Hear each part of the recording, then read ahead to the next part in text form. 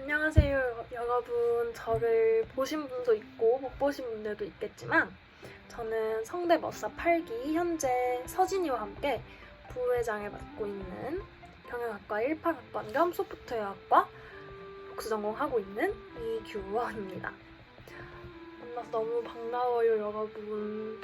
저희가 동아리 활동을 하긴 하는데 지금 코로나 때문에 오프라인 활동을 할 수가 없어서 사정상 다 카톡이랑 행아웃으로 다 진행을 하고 있어서 부회장 얼굴도 모르는 게 사실 좀 너무 뻘쭘하잖아요. 그래서 먼저 이렇게 영상으로 인사하게 되었고, 오늘 이렇게 영상을 켜게 된 건 여러분들한테 생활 속 거리두기로 강도가 낮아짐에 따라서 우리가 이제 오프라인 만남을 조금씩 진행해도 되지 않을까라는 생각에 여러분들께 어떻게 앞으로 오프라인 만남이 진행될 예정인지 먼저 말씀드리고, 그리고 여러분들 중에서 복수 전공에 대해서 고민하고 계신 분들이 많다는 이야기를 들으셔서 복수 전공에 대해서 좀 이야기해보는 시간을 가지려고 해요. 저는 지금 3학년 1학기고 지난 학기 2학년 2학기부터 한 학기 먼저 복수 전공을 경험해봤기 때문에 여러분들께 조금이라도 더 도움되는 정보를 좀 드리고 싶어서 이렇게 영상을 촬영하게 되었습니다. 만약 복수 전공을 이미 하고 계시거나 뒤에 내용이 굳이 안 궁금하신 분들은 여기 생활 속 거리두기 관련해서 저희 오프라인 모임 내용까지만 들으셔도 무방할 것 같아요. 하지만 뭐 궁금하시거나 심심하신 분들은 끝까지 들어주시면 감사하겠습니다. 그러면 지금부터 이야기 조금 본격적으로 해볼게요. 앞에서도 말씀드렸다시피 저희가 지금 생활 속 거리두기고 강도가 낮아져서 저희가 이제 동아리 활동을 하는 만큼 최소한 이제 우리 동아리원 얼굴은 알아야 되잖아요. 그래서 5월 중에 잠깐 예전에 투표를 받긴 받았는데 본격적으로 5월 중순에는 한 번쯤 동아리원들이 만나는 시간을 가지려고 해요. 근데 아직 전체 만남까지 진행하기엔 조금 무리가 있지 않나라는 생각이 들어서 이번에는 전체 만남은 아니고 스터디조 2개씩 묶어서 5월 중순부터 만남을 진행을 해보려고 합니다. 자주 만나는 건 아니고요. 일단 5월 중순에서 말쯤에 한 번 무조건 만나고 앞으로 계속 이제 분위기가 풀어지면 뭐 번개 만남이라든지 이런 것도 진행을 할 예정이고요. 그리고 지금처럼 코로나가 계속 종식되는 그런 양상을 보이면 6월쯤으로는 우리 동아리 전체 한번 모여가지고 방학 전에 다 같이 얼굴 보고 인사하는, 그리고 더 친해지는 그런 자리를 가졌으면 좋겠어요. 저희가 지금이야 뭐 오프라인이 안 되기 때문에 다 카톡이랑 행아웃으로만 진행하고 있어서 좀 너무 학원 같은 느낌 혹은 학회 같은 느낌이 많이 드는데 사실 저희의 본질은 동아리입니다. 그냥 코딩을 좋아하는 사람들이 모여서, 코딩에 관심 있는 사람들이 모여서 만든 동아리이기 때문에 저희는 항상 술을 마시거나 뭐 이런 MT 가거나 이런 걸 되게 좋아해서 MT도 실제로 되게 많이 갔어요. 그래서 친해져서 여러분들과도 그런 경험을 더 많이 쌓을 수 있는 날들을 빨리 만들고 싶네요. 말이 지금 저도 긴장을 해서 조금 버벅이는데 이해 부탁드리겠습니다. 그래서 일단 다시 한번 정리드리자면 5월 중에 스터디조 2개씩 묶어서 저희가 총 지금 스터디조가 8개가 있기 때문에 한 스터디조당 5개, 5명, 죄송해요. 5명에서 4명 정도의 스터디 원들이 들어가 있기 때문에 이 스터디조를 2개 정도 묶어서 8명에서 10명 정도가 한 번의 만남을 가질 수 있도록 이렇게 할 예정인 모임이 5월 달에 있고요. 그리고 저희 지금 37명일 거예요. 전체 만남은 6월 중으로 가지도록 하겠습니다. 2번 일단 진행 예정이니까 이 2번 모임에는 꼭 여러분이 참석해주셔서 저희와 많이 친해지고 또 재밌는 시간을 가졌으면 좋겠습니다. 저희 운영진이 많이 노력할 테니까 여러분들도 꼭 많이 참여해주세요. 그럼 지금부터 복수전공 관련된 이야기 시작할 건데 아까 말씀드렸다시피 이미 복수전공 진행 중이시거나 큰 관심이 없으신 분들은 여기서는 끄셔도 됩니다. 제 마음이 슬프겠지만 끄셔도 됩니다. 그럼 지금부터 빠르게 본격적으로 복수전공 이야기 시작해볼게요. 제가 복수전공을 시작하게 된 이유는 뭐였냐면 저는 18학번이기 때문에 1학년 때 파이썬 관련 교양을 2학기 내내 들었었고요.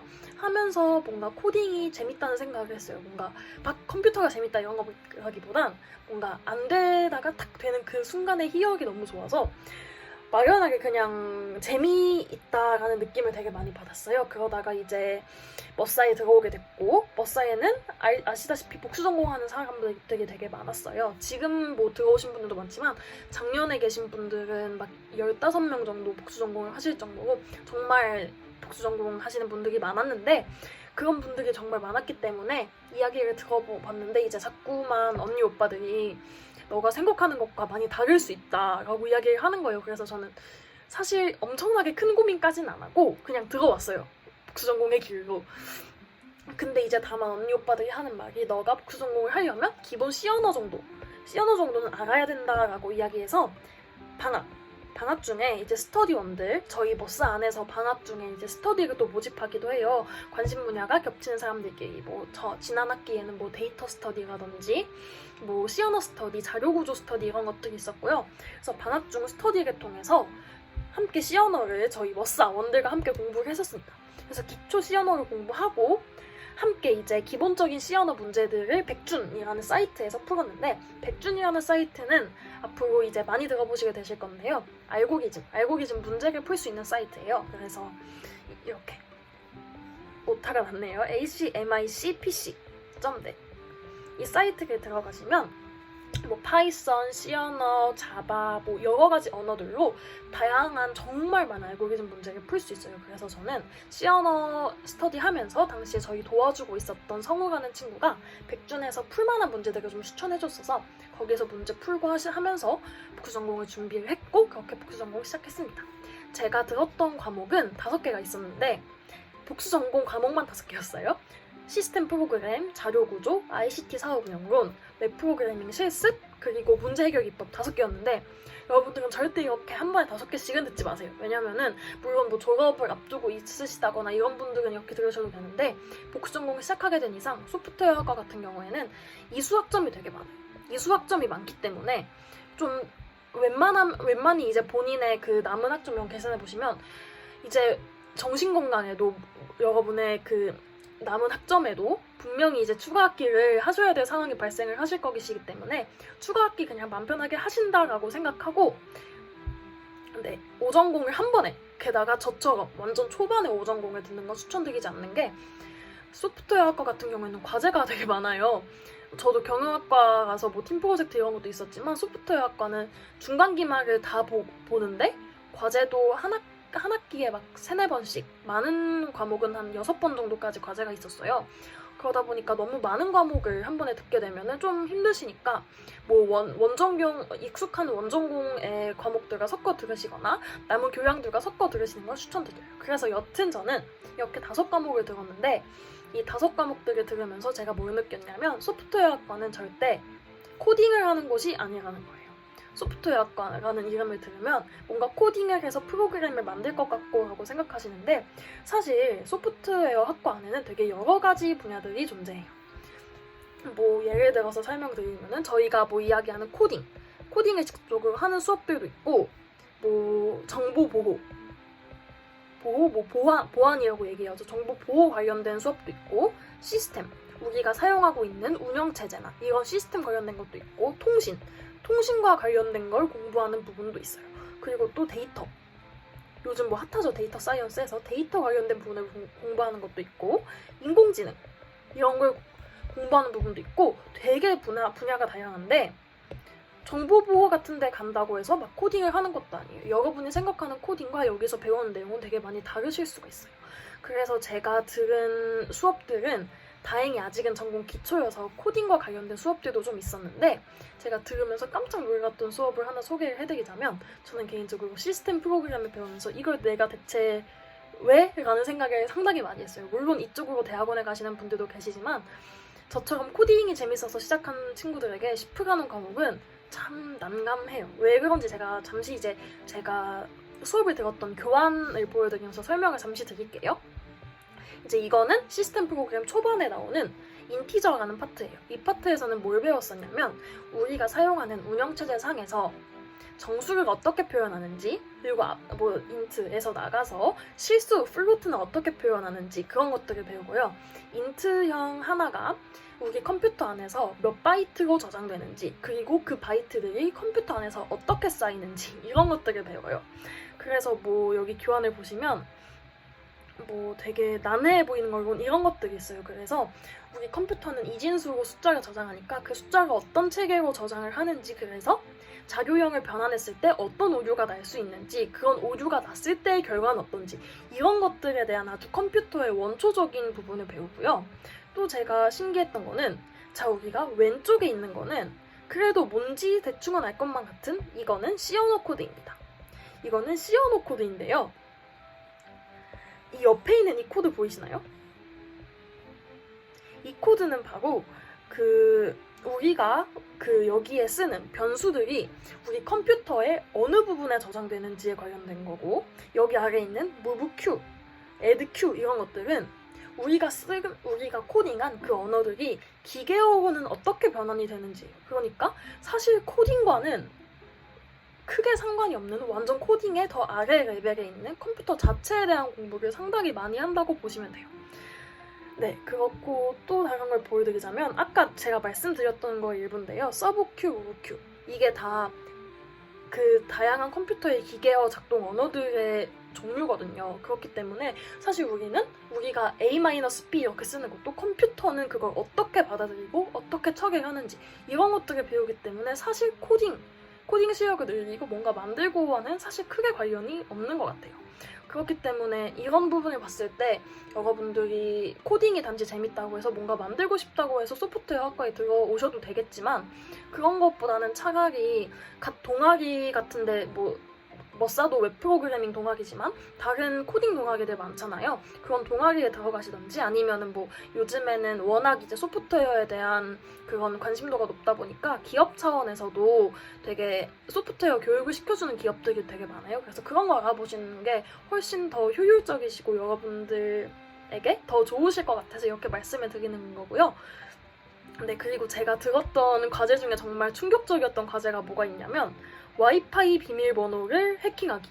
와이파이 비밀번호를 해킹을 하는 과제가 있더라고요. 실제로 이 정보보호개론이라는 수업을 들었던 아는 오빠에게서 들은 내용인데요. 와이파이 비밀번호를 해킹해가지고 뭐 무슨 칩으로 뭘 한 다음에 와이파이 비밀번호 해킹하는 게 과제다, 이런 얘기도 들었고요. 코틀린이라는 언어를 자바 언어로 바꿔주는 그런 프로그램을 작성하는 그런 과제도 있었다고 했고요. 그리고 또 아직은 컴퓨터공학과와 소프트웨어학과가 함께 존재하고 있기 때문에 전기전자공학부라고 이야기하죠. 전기전자공학부에 뭐 통신 관련된 과목들도 컴퓨터공학과, 소프트웨어학과에 아직 많이 전공이 인정되는 걸로 남아있기 때문에, 제가 말씀드리고 싶은 건 이렇게 직접적으로 코딩 관련된 것과는 많이 겹치지 않으실 수 있다는 거. 오히려 코딩을 생각보다 많이 안 하고 그 외의 것, 컴퓨터 자체를 배운다라고 생각을 많이 하실 수도 있다는 걸 말씀을 드리고 싶었어요. 네, 그래서 여기 이제 제가 캡처해온 게 소프트웨어학과 이제 로드맵인데, 보시면은 우리 뭔가 확률과 랜덤 프로세스, 컴파일러 설계, 사실 이런 거는 우리가 일반적으로 생각하는 코딩의 영역들은 좀 아니거든요. 그렇기 때문에 여러분들이 이런 거에 대해서 더 자세하게 알아보시고, 뭐 궁금하신 거 있으면 저희 복수전공하는 운영진들에게도 질문하고 하시면서 조금 더 신중한 선택을 하셨으면 좋겠어서 이렇게 말씀을 드릴게요. 그리고 이제 복수전공과 컴퓨터에 관심이 있으셔서 머싸에 들어온 분들이 만약 복수전공을 하시게 된다면 가장 크게 이득을 보실 과목이 바로 웹프로그래밍 실습이라는 과목이에요. 이거는 저는 저번 학기에 수강을 했었는데요. 이제 여기에서 내준 과제에 관련된 썰을 좀 말씀을 드리면, 저 같은 경우에는 이제 머싸도 한지 얼마 안 됐고 바로 이제 첫 학기부터 바로 이제 실습 과목을 듣게 됐는데, 여기에서 주었던 과제 중 하나가 여기 보시다시피 적혀있는 내가 좋아하는 무엇 소개하기, 이런 과제가 있었어요. 그래서 저는 개인적으로 빈지노라는 래퍼를 좋아해서 빈지노라는 래퍼를 소개하는 그런 그 사이트 페이지를 만들었었는데, 제가 이제 그게 기간이 한 3주 정도 돼서 저는 1주, 2주차 정도에 다 해서 같이 수업 듣는 오빠랑 이제 얘기를 했죠. 나 다 만들었다 하고 그 오빠가 한 걸 봤는데 너무 잘 맞는 거예요. 막 이거도 막 뿅뿅 튀어나오고 막 여기 뭐 올려놓으면 막 어디 막 튀어나오고 색깔 바뀌고 막 엄청 디자인도 깔끔하고 너무 예쁜 거예요. 그래서 제가 그날 그걸 보고 아 이렇게 하면 내 학점은 분명 C일 것이다. C도 못 받을 수도 있기 때문에 그때 이제 모든 디자인과 그런 걸 다 갈아엎고 막 이제 나도 뭔가 예쁜 효과들을 많이 줘야 될 것 같은데 저도 그 당시에는 지금보다도 아는 게 많이 없었기 때문에 뭘 해야 될까 이렇게 많이 고민을 하다가 제가 주로 사용한 효과가 바로 CSS에서 호버가는 효과였어요. 호버가는 효과는 아마 아시겠지만 마우스 커서를 이제 그 해당 엘리먼트 위에 올려놓으면 엘리먼트에 변화가 생기는 그런 건데요.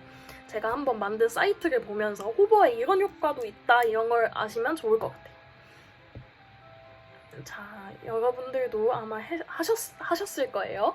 그 깃허브 페이지스를 통해서 배포한 저의 빈지노 사이트인데요.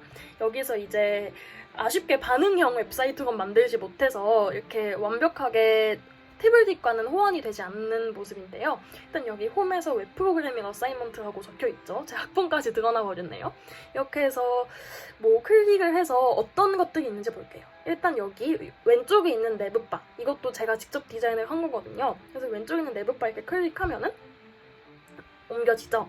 그래서 뭐 이렇게 빈지노의 앨범들을 확인하라 뭐 이런 식으로 되어 있는데 저는 여기에서 가장 최근에 제가 좋아했던 노래인 패션 호러 이걸 한번 클릭해볼게요.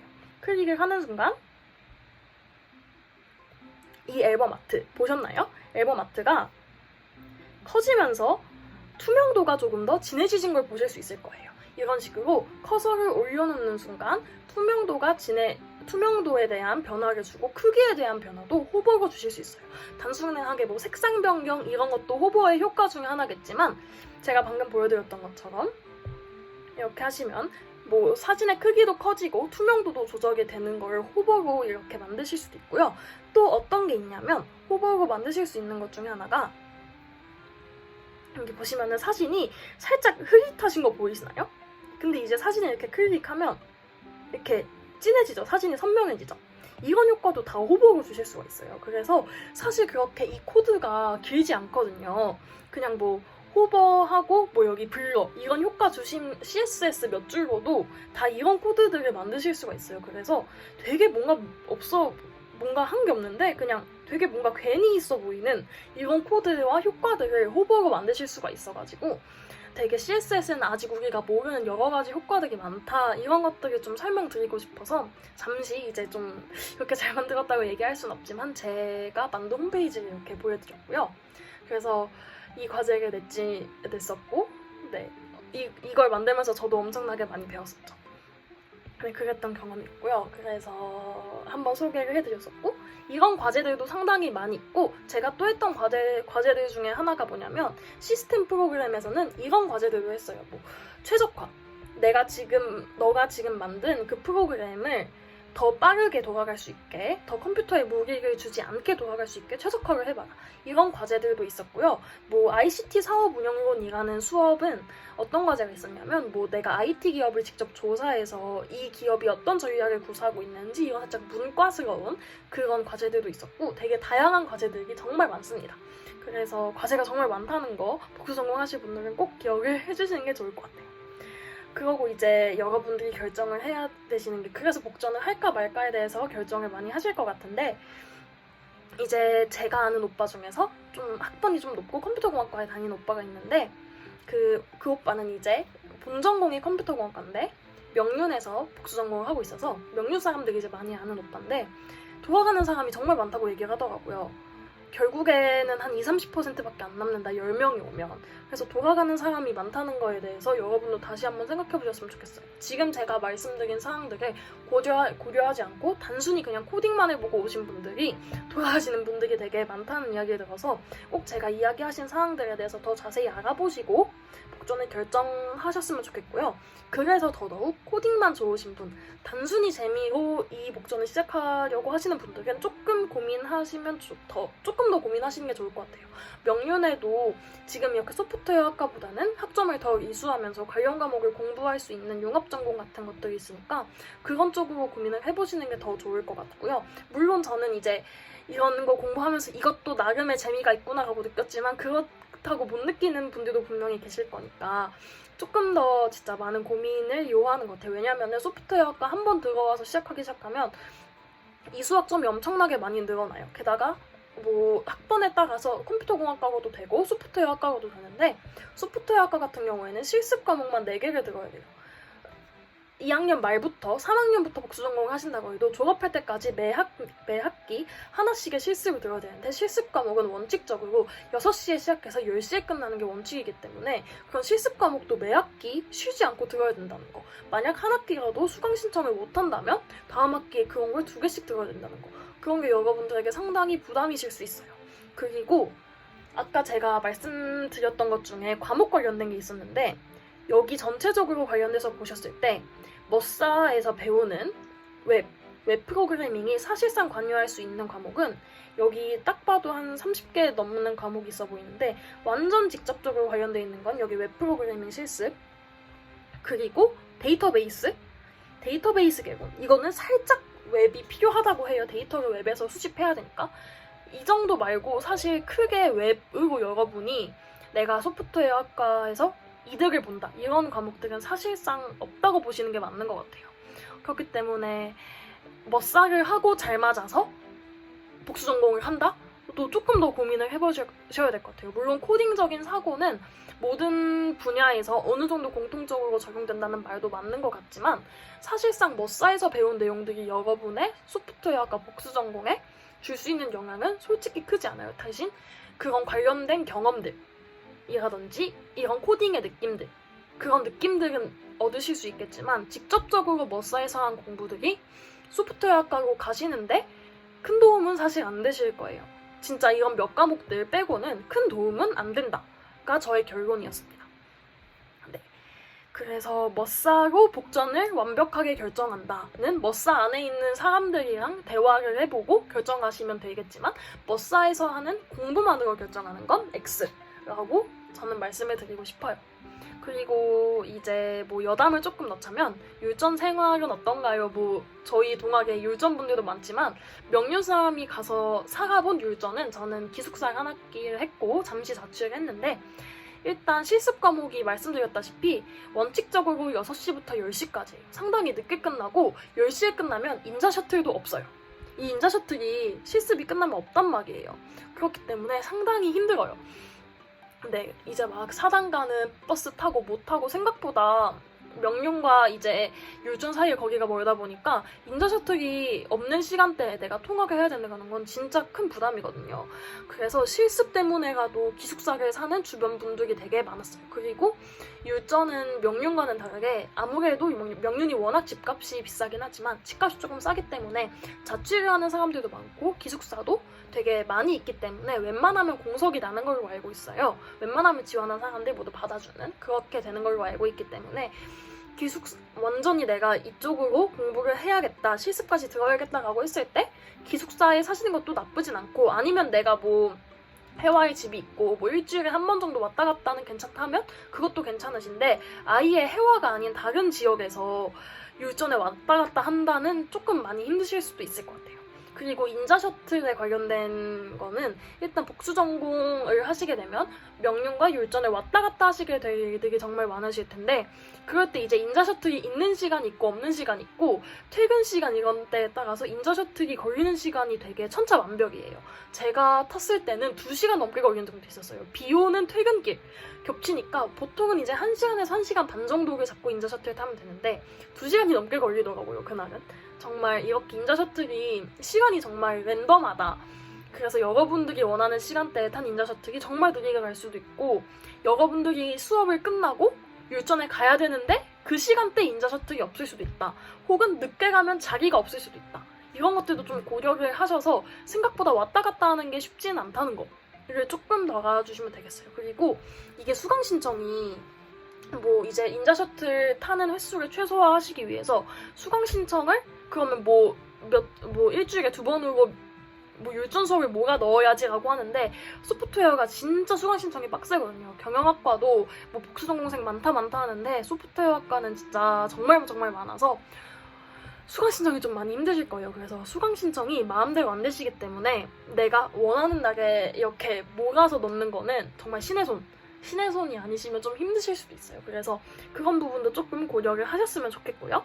그리고 뭐 거기에서 또 사람들과 친해지고 이런 것도 뭐 있겠지만 저도 이제 율전에서 친구들을 만나서 많이 친해졌고요. 근데 살짝 제가 느끼기에는 소프트웨어 학과에 있는 동아리는 살짝 그 소프트웨어 학과 사람들만 들어가는 경향이 조금 있는 것 같아요. 그래서 이게 뭐 소프트웨어 학과 과 동아리인지 아니면은 뭐 전체 동아리인지 이런 것들도 좀 구분해보시면 될 것 같고요. 학회 같은 거는 뭐 요즘에야 워낙 소프트웨어랑 코딩이 되게 인기가 많은 분야다 보니까 뭐 꼭 학교 안에 있는 학회가 아니더라도 뭐 기업에서 뭐 같이 뭐 연결해주는 그런 거라던가 다른 학교 분들과 하는 그런 것들이 많으니까 관련된 걸 이제 좀 찾아보시면서 하는 것도 괜찮으실 것 같아요.